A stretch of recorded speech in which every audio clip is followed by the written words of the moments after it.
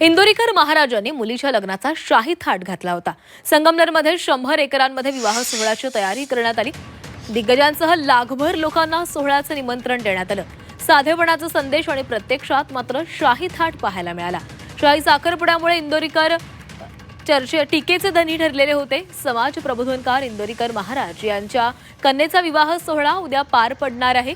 अहिल्यानगरच्या संगमनेरमध्ये हा विवाह सोहळा होणार आहे। या सोहळ्याची जय्यत तयारी असून 100 एकरांवर मंडप उभारण्यात आलेला आहे। लोकांना लग्न साधं करा सांगणाऱ्या इंदोरीकर महाराजांनी मुलीच्या लग्नाचा शाही थाट घातलेला आहे। आधीच शाही साखरपुड्यामुळे टीकेचे धनी ठरलेले इंदोरीकर पुन्हा एकदा ट्रोल होऊ लागलेले आहेत।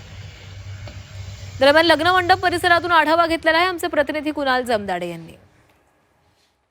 लग्न साधी करा असा समाजाला संदेश देणारे इंदोरीकर महाराज आणि आता त्यांच्या कन्येचा शाही विवाह सोहळा संगमनेर तालुक्यातील गुंजाळवाडी या परिसरामध्ये इंदोरीकर महाराजांच्या कन्येचा शाही विवाह सोहळा उद्या सायंकाळी पार पडणार आहे आणि त्या शाही विवाह सोहळ्याची जय्यत तयारी इंदोरीकर महाराजांकडून करण्यात आलेली आहे। जवळपास 100 एकराहून अधिक जागेमध्ये हा विवाह सोहळा पार पडणार असून 1 लाखाहून अधिक संख्येने लोक जे आहेत ते या विवाह सोहळ्याला हजेरी लावणार आहेत। त्या निमित्तानं विवाह सोहळ्यासाठी जय्यत तयारी ही जी आहे ती करण्यात आलेली आहे। मागील काही दिवसांपूर्वी इंदोरीकर महाराजांच्या कन्येचा साखरपुडा संगमनेरातील एका मंगल कार्यालयामध्ये संपन्न झाला होता आणि त्यानंतर सोशल मीडियावर इंदोरीकर महाराज ट्रोल झाले होते। बोलणं एक आणि करणं दुसरं असा सवाल जो आहे तो नेटकऱ्यांनी सोशल मीडियावर उपस्थित केला होता आणि त्यानंतर काही दिवसातच म्हणजेच उद्या